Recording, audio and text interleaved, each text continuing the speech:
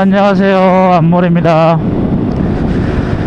지난번 90 리뷰에 했었는데 제가 아무래도 처음 촬영하는 거고 이제 처음 시작하다 보니까 제가 말씀 못 드린 부분도 많이 있고 좀 부족한 부분도 많이 있는 것 같아 가지고 제가 오늘 이제 이게 90 리뷰 2부를 촬영하게 됐습니다.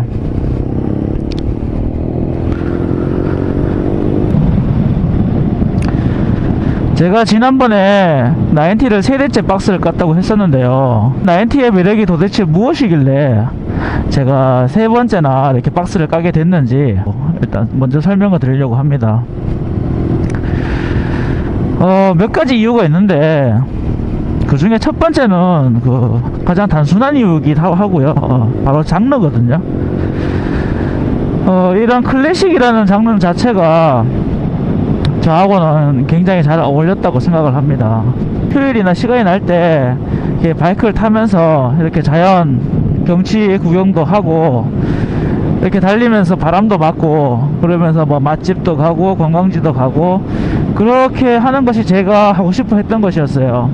물론 또 타면서 멋스럽게도 해야 되고, 그렇게 제가 추구했던 바에 가장 잘 어울렸던 장르가 바로 클래식 장르였어요.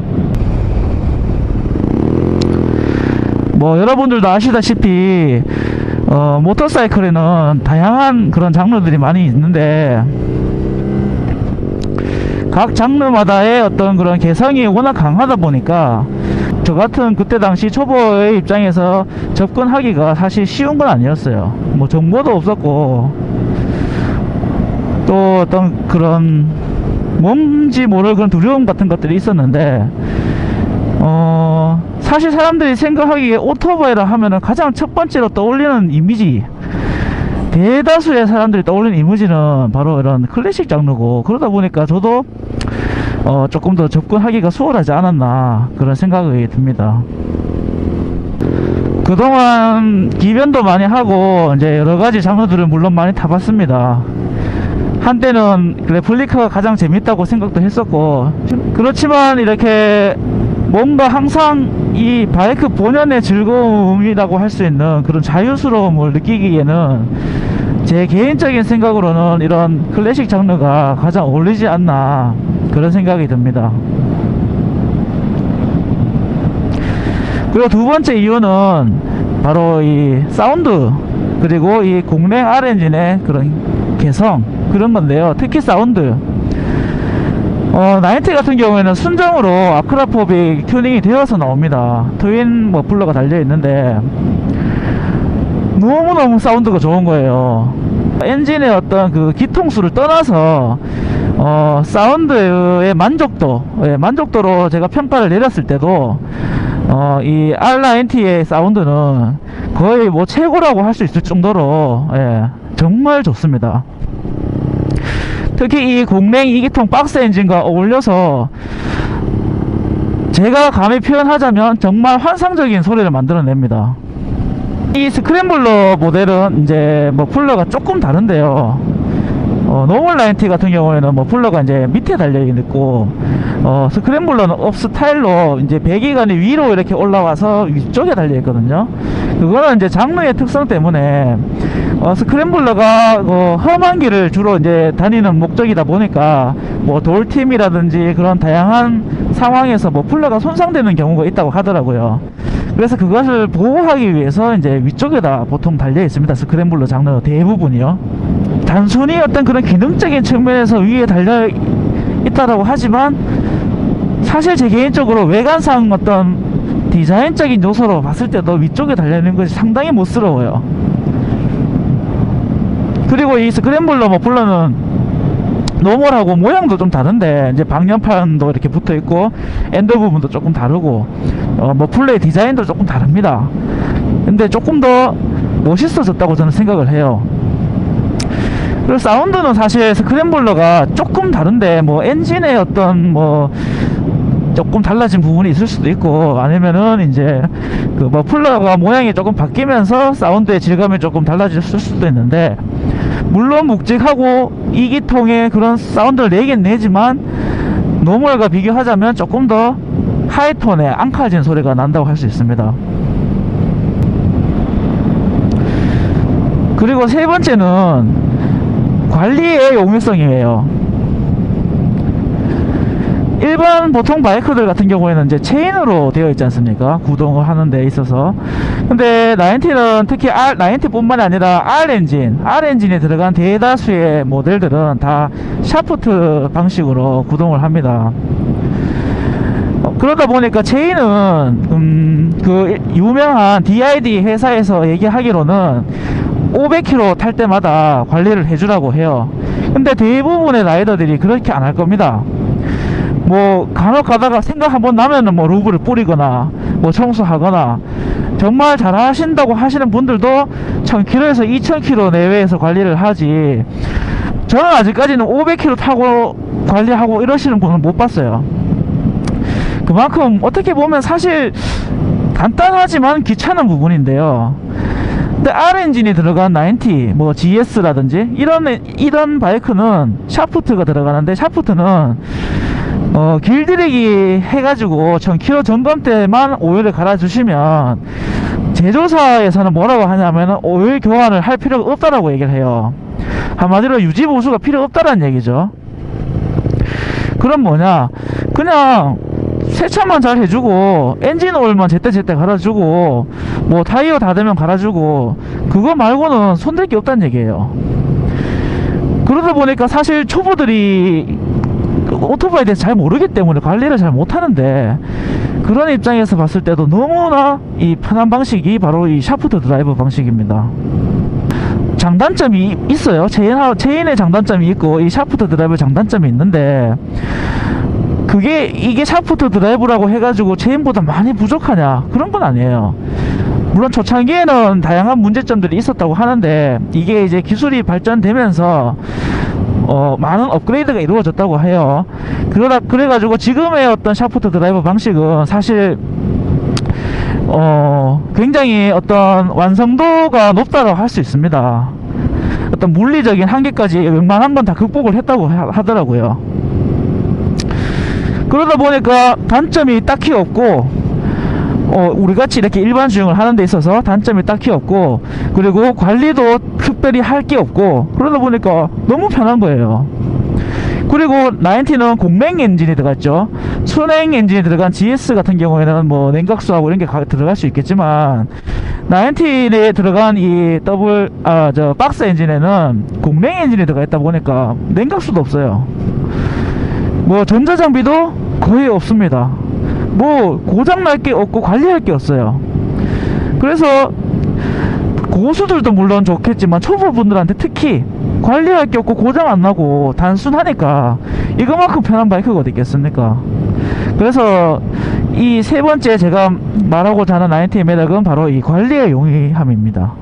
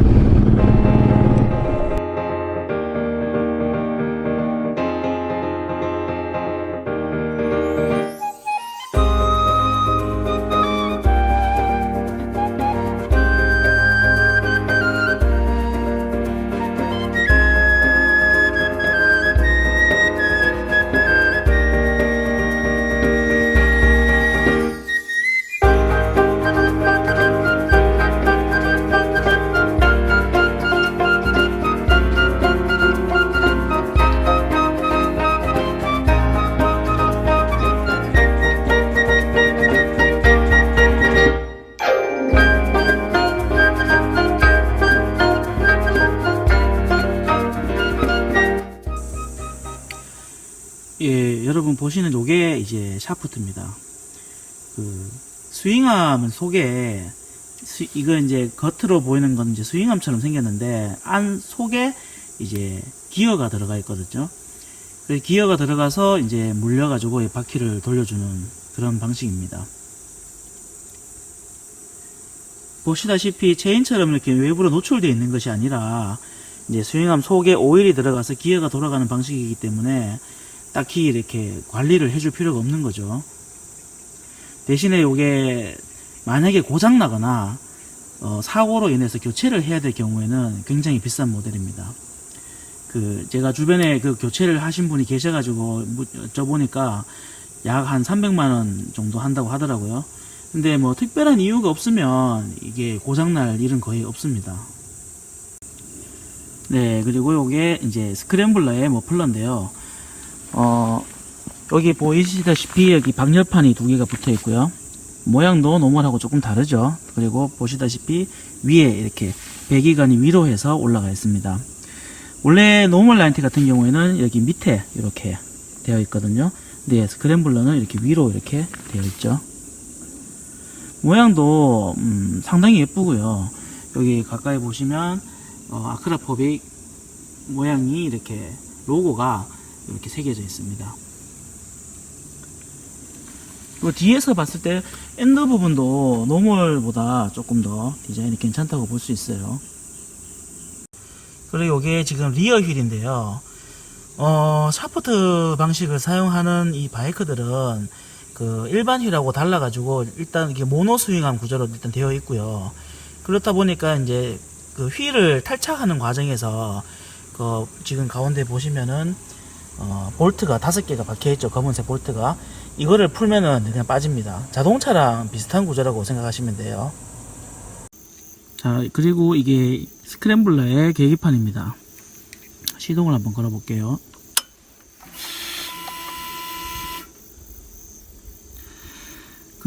노멀하고 예전 구형 노멀하고 차이점이 한 가지 있는데, 이 메뉴를 누르시다 보면 트립 1, 2 그리고 트립 A라고 있습니다.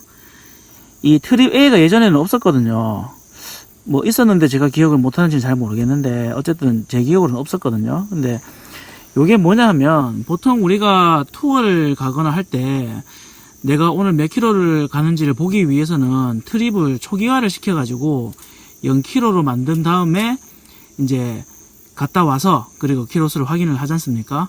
근데 이 트립 A는요, 내가 만약에 오늘 300km를 탔어요. 오늘 300km를 탔는데 주차를 해놓고 더 이상 타지 않은 상태에서 날짜가 바뀌면 얘가 자동으로 초기화가 됩니다. 그래서 내가 신경 쓰지 않아도 만약에 날짜가 바뀐 다음 날이나 그 다음 날이나 그렇게 날짜가 지난 후에 바이크를 시동을 걸어서 출발을 하면요, 이 트립에는 항상 0km가 되어 있습니다. 그래서 굉장히 편한 기능이라고 할 수 있죠. 일부러 초기화를 안 해도 되니까. 저는 지금 어쨌든 이거를 사고 나서 트립 A 이거에 굉장히 편합니다.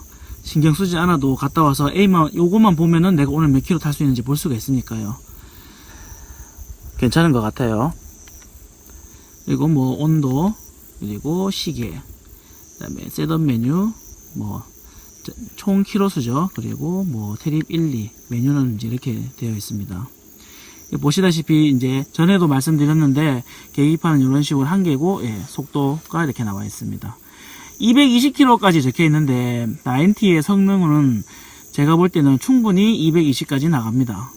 그래서 성능에 대해서는 이 계기판이 참 정확하게 만들었다는 생각이 들어요. 그리고 이제 이 핸들 뭉치에도 조금 변화가 있는데, 이 ABS를 켜고 끌 수 있는 이 버튼이 생겼고요. 그리고 이 반대쪽에 보시면 열선 버튼. 이 열선이 원래 90에는 없었거든요. 근데 스타일 2부터 이 순정으로 들어갔습니다. 그래서 2단계로 조절이 되는 열선을 기본으로 장착을 하고 있습니다.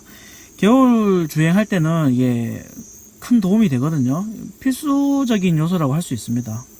그래서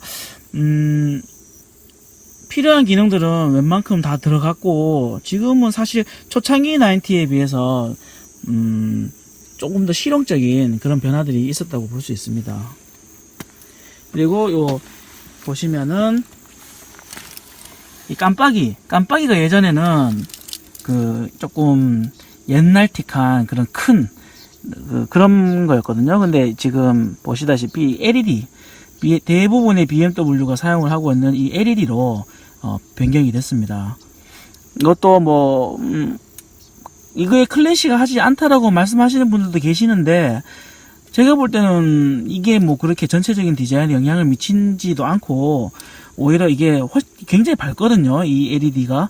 그래서 안전상의 이유로 봤을 때는 저는 괜찮은 변화다라고 생각을 합니다.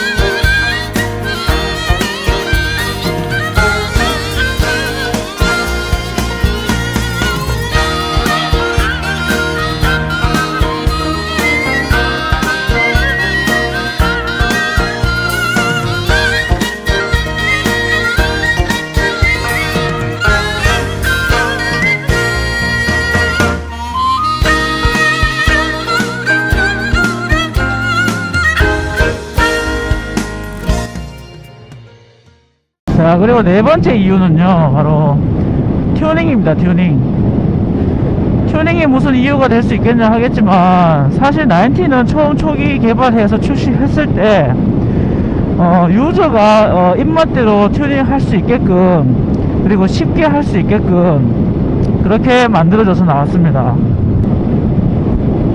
엔진과 구동계통을 빼고 모든 걸 다 바꿀 수 있어요.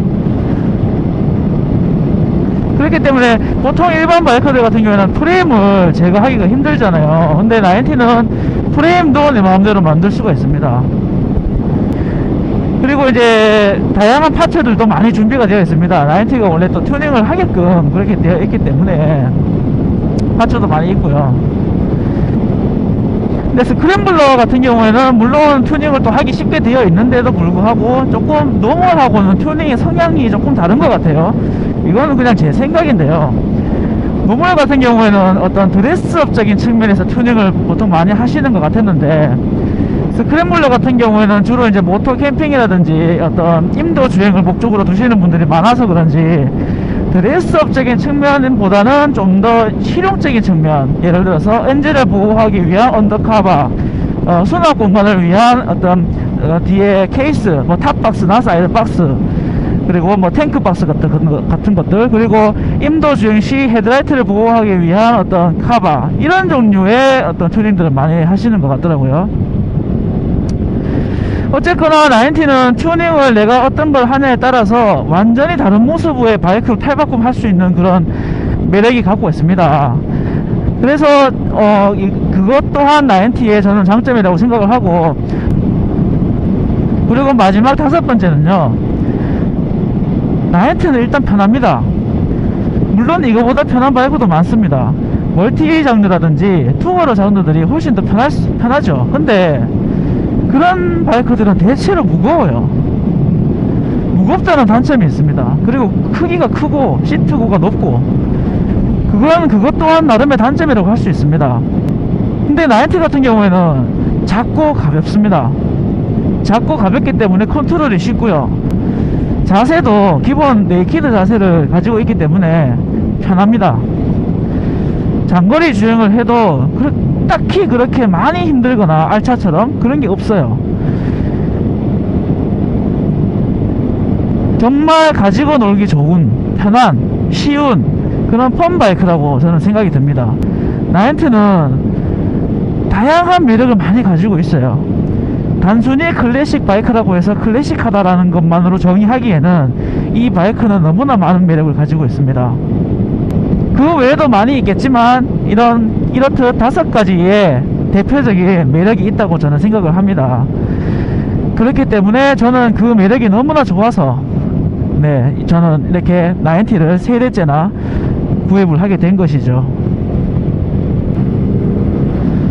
그리고 제가 지난번에 그 노멀 90와 스크램블러 모델의 차이점에 대해서 몇 가지 말씀 못 드린 게 있는데요. 뭐 많이 있겠죠. 많이 있는데 그 중에서 제가 가장 크게 느낀 부분이 있습니다. 그것이 튜브 리스 휠, 그거였고요. 그리고 한 가지가 더 있는데 그게 뭐냐면 스텝이에요. 스텝.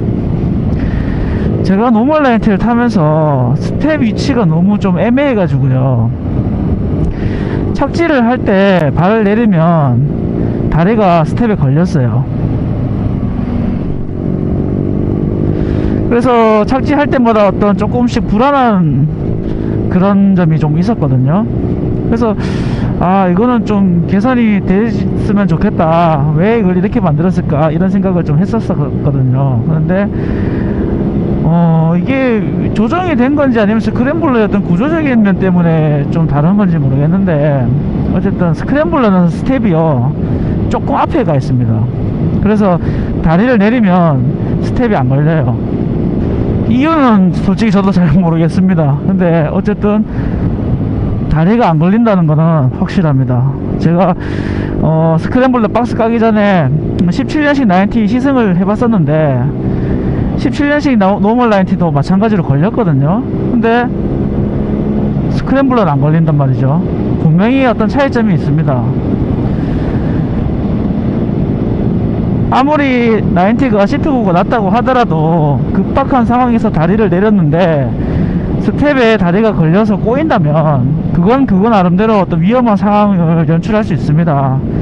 근데 스텝의 위치가 바뀌어서 이제 다리가 걸리지 않는다는 거는 여러 가지로 저는 장점이라고 생각을 합니다.